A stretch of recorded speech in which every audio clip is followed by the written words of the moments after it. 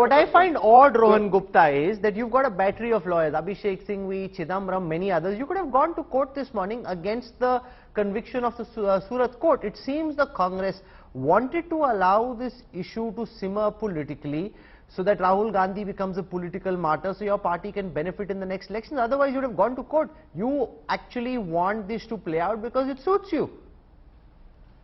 Absolutely not, Rahul. I was Why didn't you go to court this morning? Why didn't you go to court this morning? I will answer that. Let me just give my opening comments and then I'll answer that. Sure. The point number one, one of the lawyers said that the defamation part of it, when it is a criminal defamation, as rightly told by one of the person, the group needs to be defined, and the person who is going to the court, it has to be clearly identified that is the aggrieved person. Here, that is not the case. Mr. Rahul Gandhi has never taken name of Mr. Purnesh Modi. Number one. Number two, Rahul, I want to give more facts to you in this case, how this has happened. In 2019, the case was filed in Surat court. 2021, Rahul Gandhi comes and records the statement.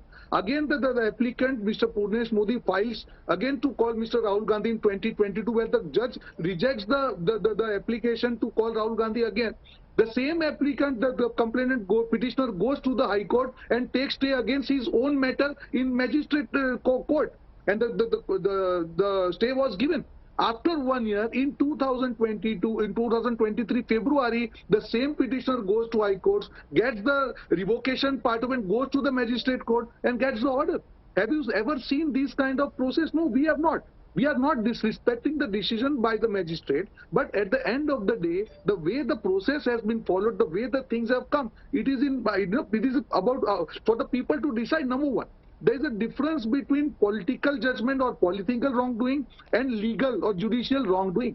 What BJP spokesperson was talking about, it's a political, maybe it is his political opinion. But when you are following a judicial process, there are the laws, the rules to be followed, which according to us, I think it is not followed properly in this matter. And answering your question, the written order is required for filing the application or the revision, this thing. The order was passed yesterday. The written copy is available today morning. So obviously, okay. By the time Tanveer Ahmed Mir, I've heard two perspectives. Aman Lekhi saying this order seems to be incorrect because a whole community seems to have been offended. That's not how criminal defamation works. It has to be filed against the person who claims he's been defamed, and then that needs to be proven on the weight of evidence in a court of law, which doesn't seem to have happened in this case. Where do you come out on this, Tanveer?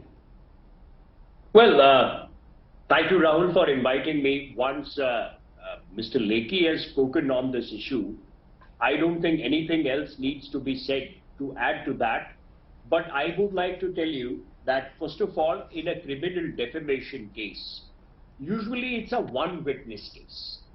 So the complainant who comes to the court and files a private complaint, now as against a serious offense like, causing communal disharmony, which is 153A, 153B, any person who is an accused is prosecuted by the state, but criminal defamation is not considered to be a serious offense.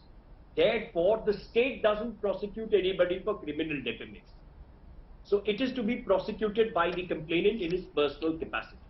But there is one important point, which I must say here. Since a lot of senior lawyers have talked, in Lily Thomas's case, the provision of subclause 8 and subclause 4, which gave, say, about a 3 months abeyance rule before the disqualification comes into play, was done away by Honorable Justice Nariman in the Lily Thomas case. And in 2013, when Congress was in power, the then dispensation and government came up with an ordinance to bypass Lily Thomas. And in a press conference, it was Mr. Rahul Gandhi himself who tore that ordinance and threw it away.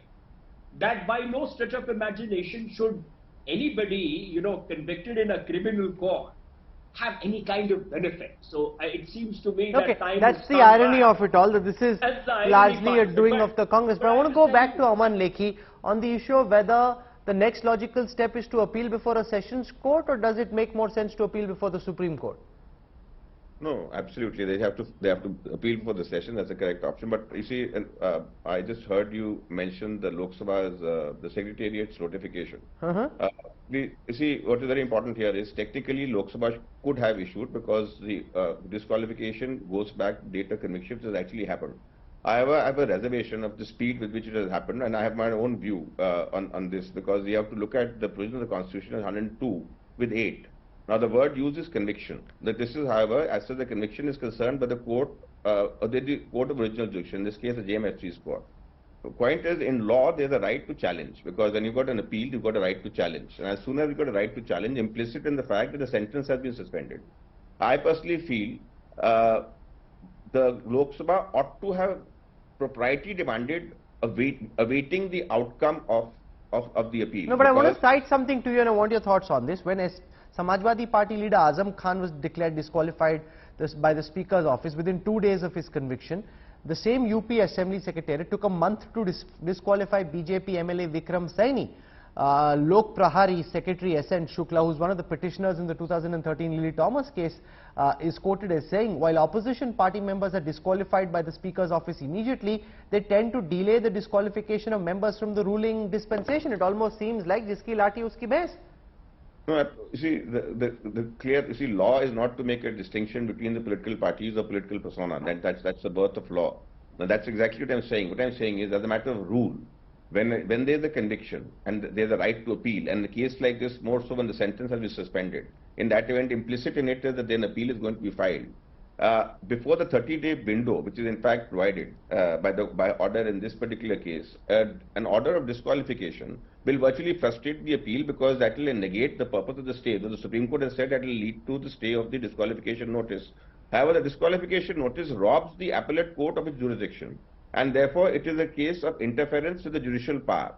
And because it's a case of interference with judicial power, for that reason it loses its legal content as also moral legitimacy. My view is that once there is a conviction, until there is an appeal, till there is an affirmation in the appellate court of the conviction, there should not be an easy resort to a disqualification notice, because that will be a reasonable interpretation about 102 read with 8.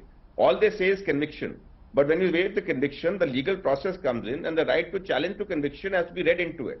Now, when I have a right to challenge the conviction, and this is an order of the first court, until that order is affirmed, I do not think that there should ever be a situation where the Lok Sabha Secretariat should be hasty in bringing about a notification, because this is grossly improper. And in fact, that's the reason why because there's no imbroglio over here. It stares me in the face that as far as this is concerned, this is wrong, and it's a case of preempting a judicial outcome. And preempting a judicial outcome will not behoove any coordinate organ of the government, and is technically contempt. Okay. Apart from the fact that it is an abuse of law.